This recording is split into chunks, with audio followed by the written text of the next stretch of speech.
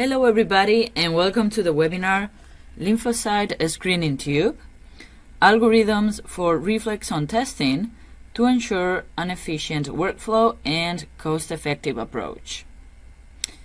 My name is Irene Gonzalez and I am the US and Canada Key Account Manager and Support Manager for Cytognos. And it's my pleasure to introduce our keynote speaker for today, Dr. Tierens, from Toronto General Hospital in Canada. Dr. Tierens holds a MD and PhD degree from the Catholic University of Leuven in Belgium.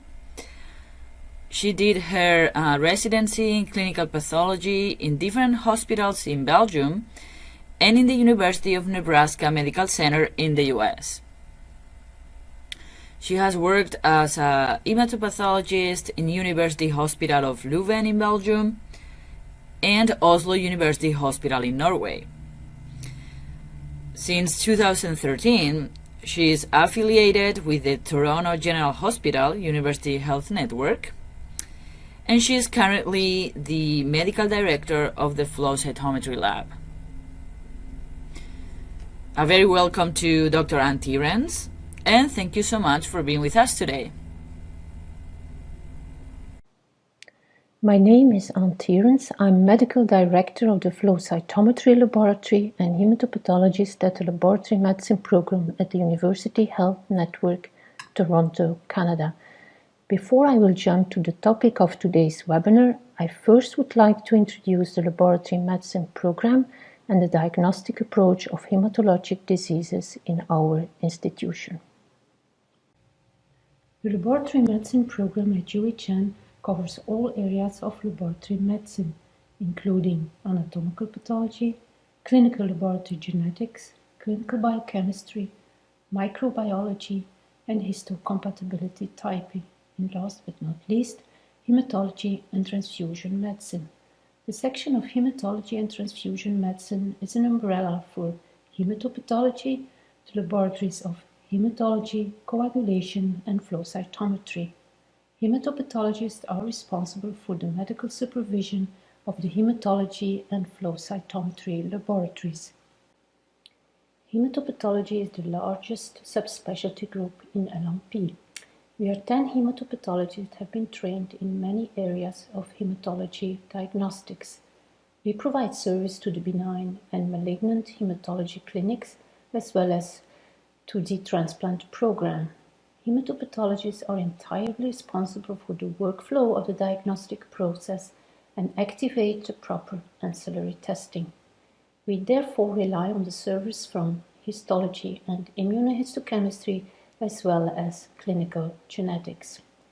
The flow cytometry laboratory is only involved in clinical diagnostics and performs CD34 positive and lymphocyte subset cell enumeration, leukemia and lymphoma immunophenotyping, testing for paroxysmal nocturnal hemoglobinuria, and MRD analysis of ALL, AML, plasma cell myeloma, and CLL. There are many different ways to analyze flow cytometry files. In this webinar, I would like to discuss the templates and gating strategy of the lymphocyte screening assay, or LST, we use and how building algorithms for reflex-on testing optimizes the workflow. It is of note that the technologists are responsible for analyzing the files and decide which additional antibody combinations need to be processed. The outline of the presentation is as summarized on this slide. This presentation is not about the next-generation flow cytometry analysis, but about the basic approach to review antigen expression profiles of lymphocytes. I will illustrate the approach by showing examples of normal and abnormal antigen expression patterns of B cells, T cells, and NK cells. The lymphocyte screening tube that is designed by EuroFlow is an 8-color, 12-parameter assay aimed at screening blood and bone marrow samples for the presence of lymphoproliferative disorders. Many iterations of combinations have been tested by the EuroFlow group, before landing on the assay as shown in the table. Both the choice of the antibody clones and the fluorochromes are important to assure a good performance of the assay. All of you are likely familiar with the combination, thus it suffices to say that the most specific B and T cell lineage markers are included, together with markers that allow to determine B cell clonality and the major T cell subsets. The dot plots show the CD45 expression and site scatter signals of B, T, and NK cells as clusters of different colored events, whereas all other populations are displayed as gray dots. The analysis of a bone marrow sample and blood sample is shown on the left and right dot plots, respectively. First, I would like to introduce the basic templates and gating strategy of the lymphocytes. We start with drawing regions around the mononuclear cells on the forward versus side scatter dot plot and the CD45 intermediate to bright signals with low to intermediate side scatter. Subsequently, T cells are selected based on the expression of CD3 and or CD5, and then we verify the expression of CD4 and CD8. Next, B cells are selected based on CD19 and or CD20 expression. Finally, NK cells are identified by their expression of CD56 and CD38. And last, all remaining events of viable cells are assigned to nucleated cells in the population tree.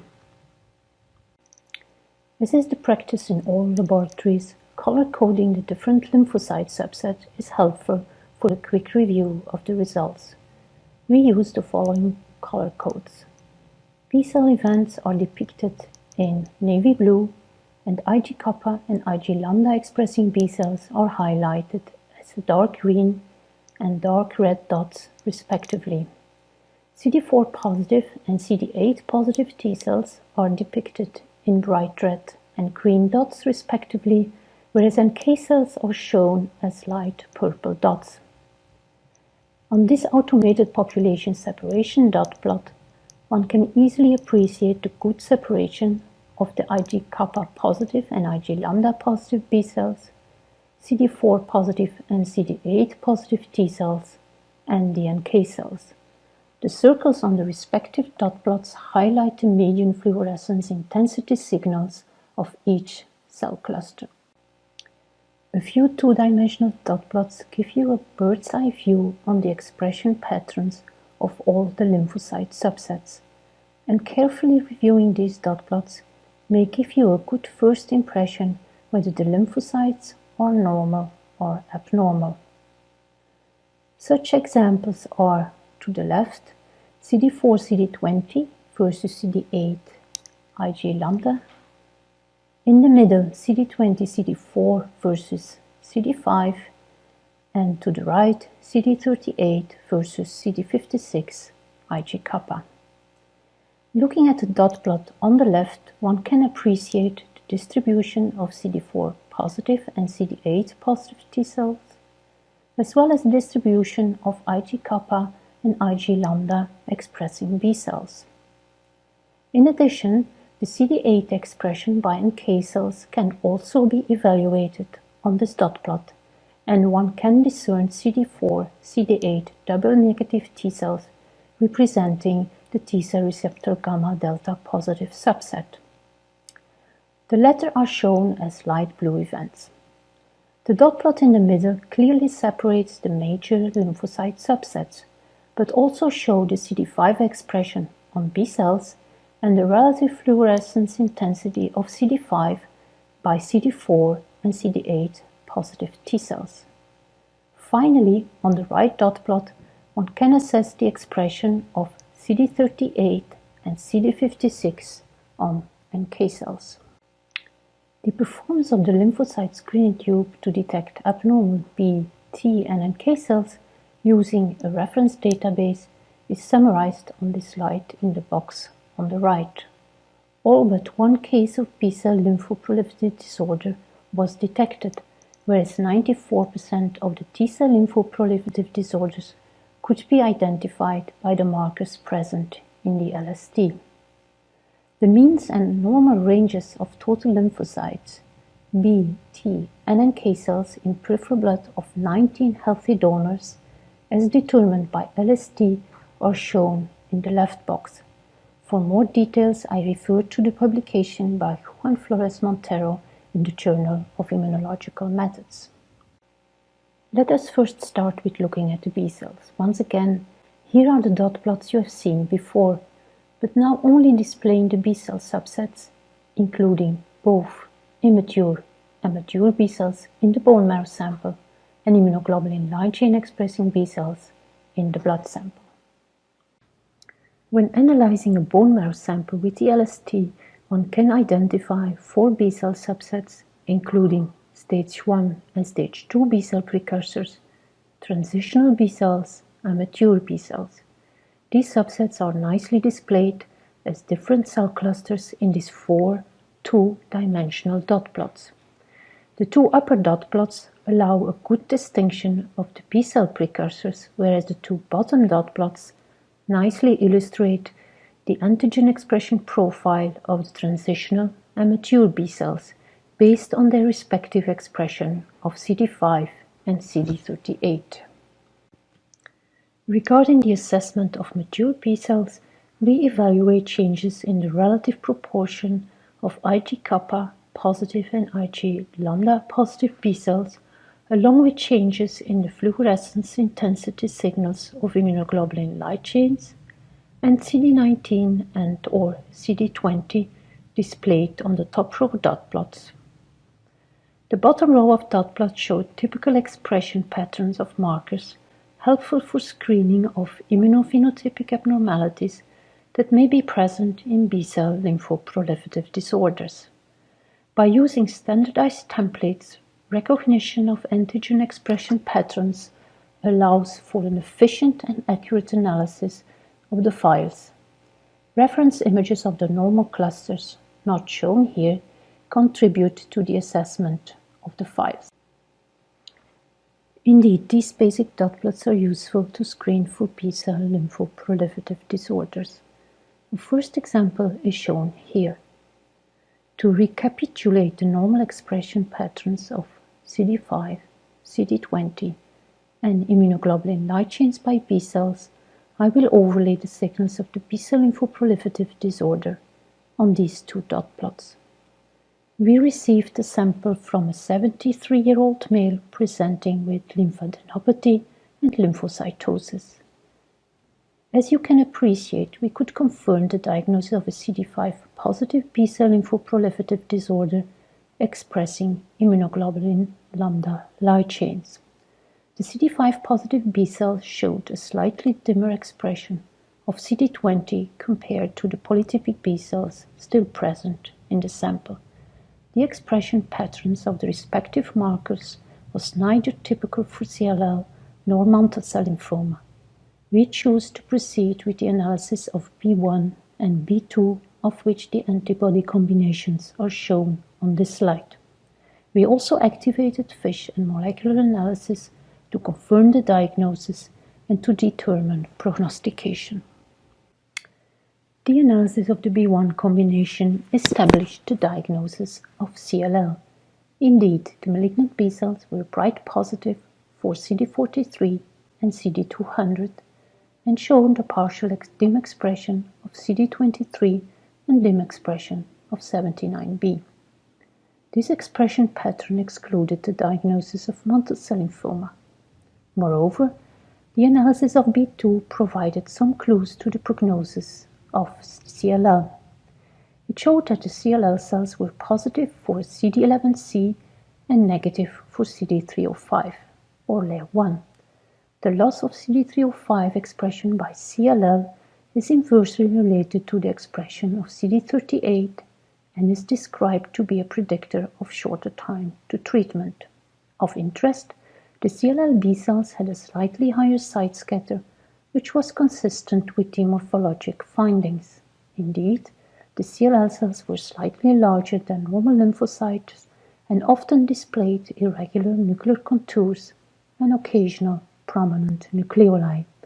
The combined phenotype was well consistent with the detection of trisomy 12, identifying CLL small lymphocytic lymphoma with worse prognosis. The next case concerns a less frequent B-cell lymphoproliferative disorder. As one can appreciate on the CD45 versus side-scatter dot plot, an abnormal cluster of IgK expressing B-cells with a high side scatter and intermediate CD45 expression is detected. When reviewing this plot, a potential diagnosis comes to mind, especially when taking the morphology of the lymphoma cells into consideration. The blood film of this patient showed intermediate-sized lymphoid cells with blast-like morphology and occasional vacuoles. Furthermore, the patient also presented with a gastric and duodenum tumor. By the LST, the B-cell lymphoproliferative disorder showed bright expression of CD19, CD20, and unusually bright CD38, but was negative for CD5.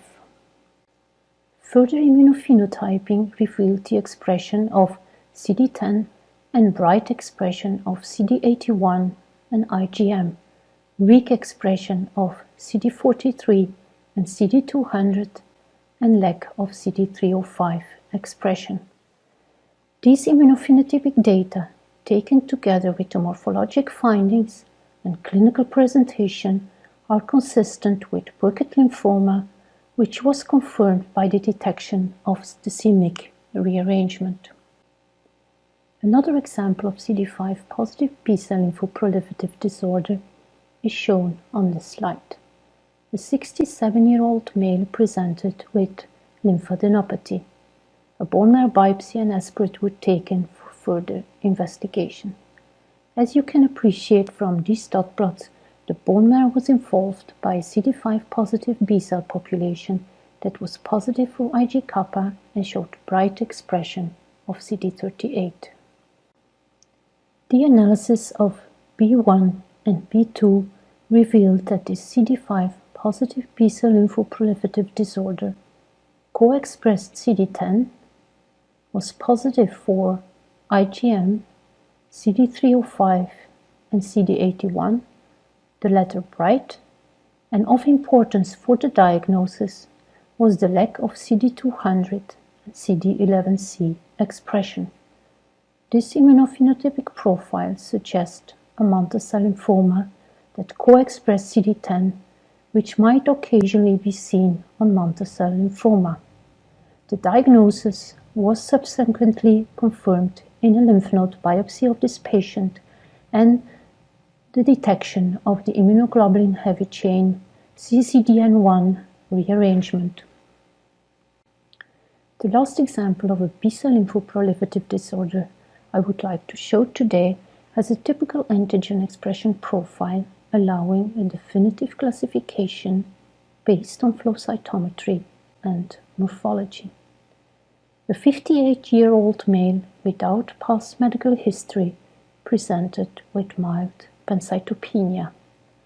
A bone marrow biopsy and aspirate were investigated for the presence of a myeloid disorder, but the lymphocyte screening was also performed. It demonstrated the presence of an Ig lambda positive B-cell lymphoproliferative disorder with bright expression of CD19 and CD20 and a remarkably high forward and side scatter. These results prompted further immunophenotyping and, not surprisingly, revealed the bright co-expression of CD11C and CD305, as well as the bright expression of CD200. As you know, these are three characteristic immunotypic features of hairy cell leukemia. In our institution, we no longer analyze for CD103, CD123, and CD25, three important markers for the diagnosis of hairy cell leukemia, but we work up our cases by adding immunohistochemistry for the expression of annexin and CD123. Imaging performed in this patient showed splenomegaly, and the molecular genetic analysis confirmed a BRAF mutation. So, taken together, this patient was diagnosed with typical hairy cell leukemia. Sometimes the LST reveals an unexpected finding, as it was the case in this patient's sample.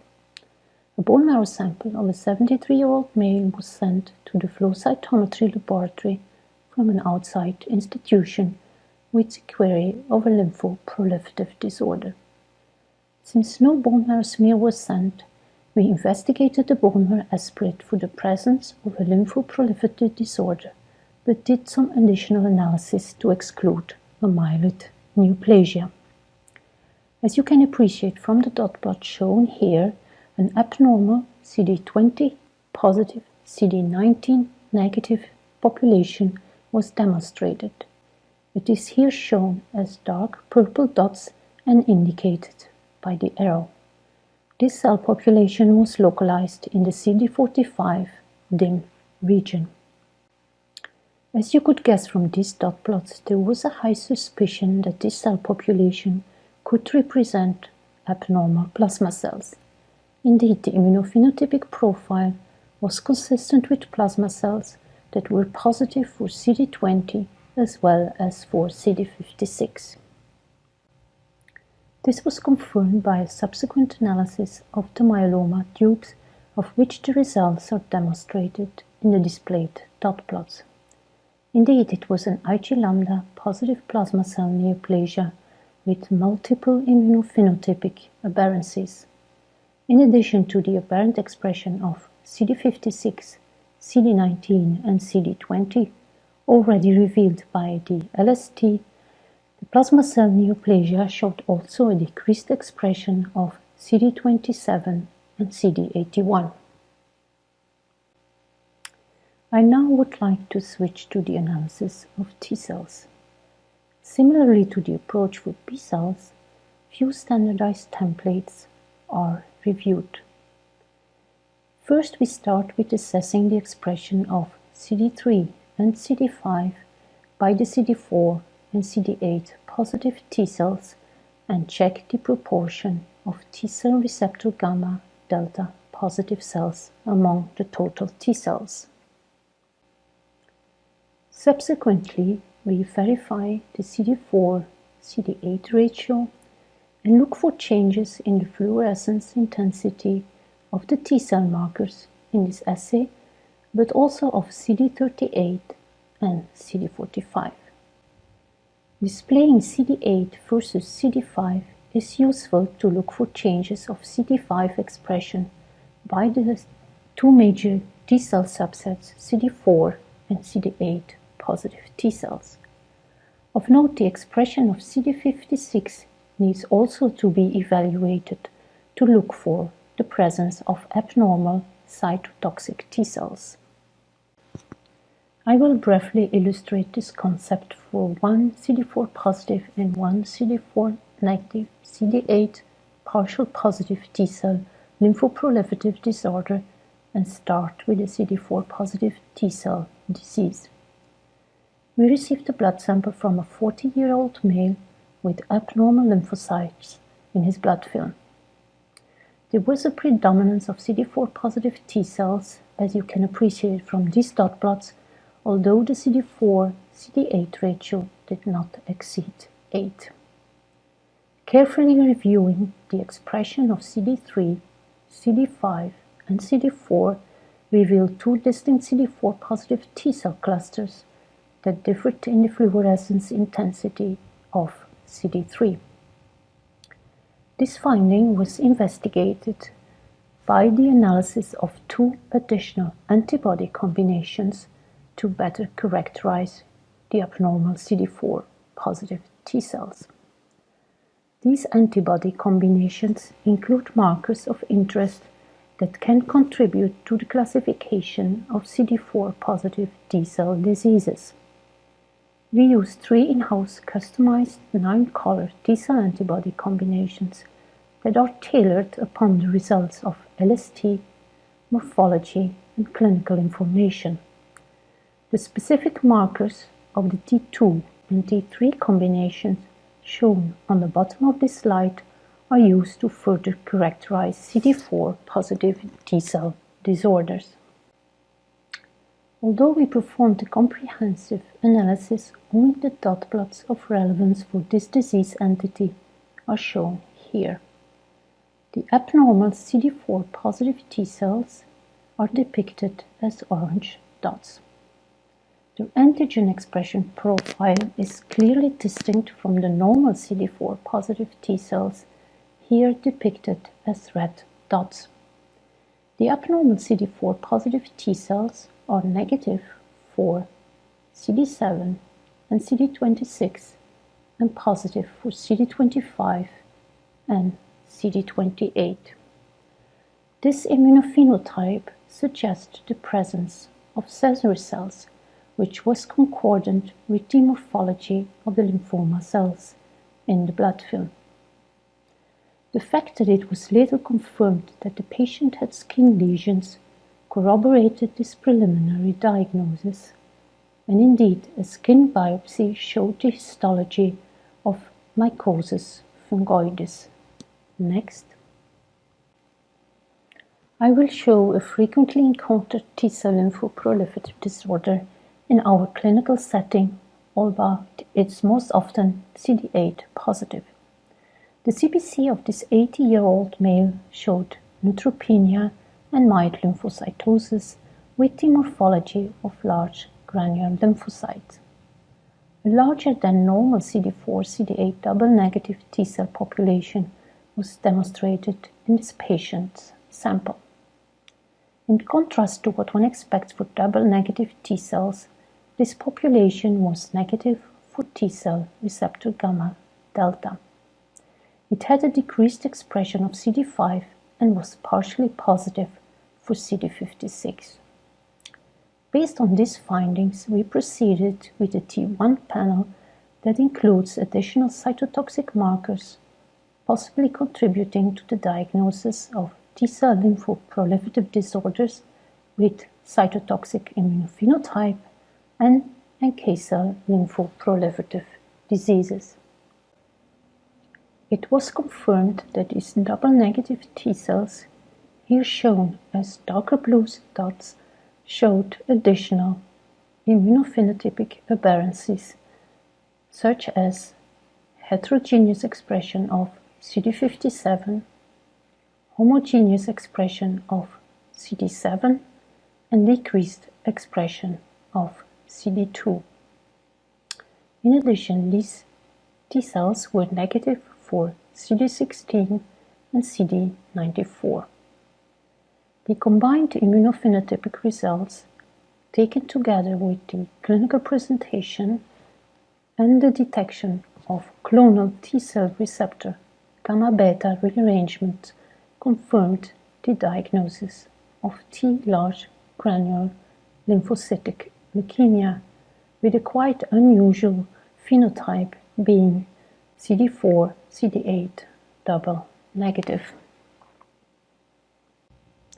Finally, I will conclude with an example of an NK cell lymphoproliferative disorder.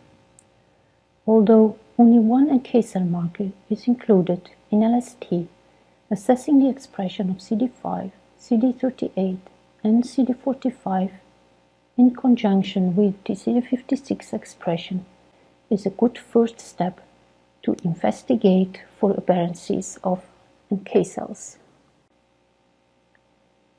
We received a blood sample of a 79-year-old male with marked neutropenia.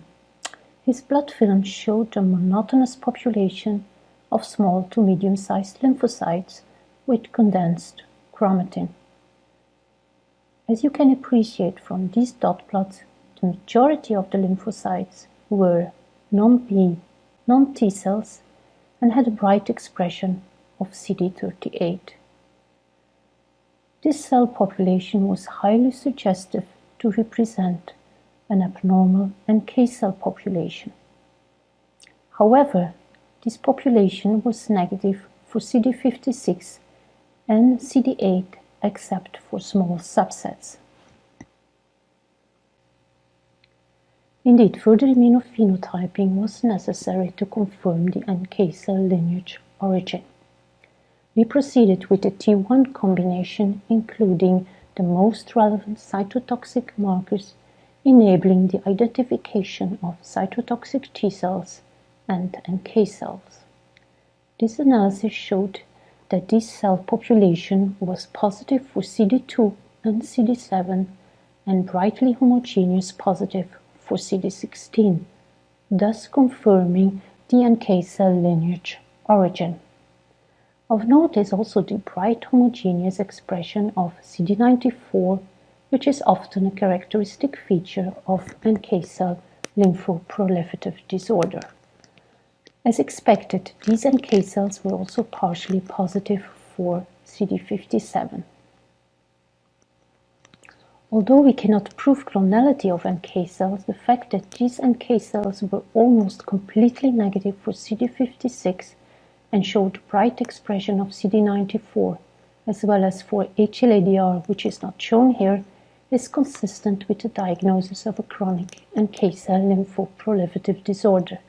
The diagnosis was also corroborated by the clinical presentation of this patient and the morphology of the lymphoid cells seen in the patient's blood film. This brings me to the end of today's webinar. I hope that I showed that using a lymphocyte screening assay is cost efficient and that a standardized analysis and the use of algorithms for reflex-on testing can reduce errors and optimize the laboratory workflow. With this image, I'm happy to take questions. Thank you.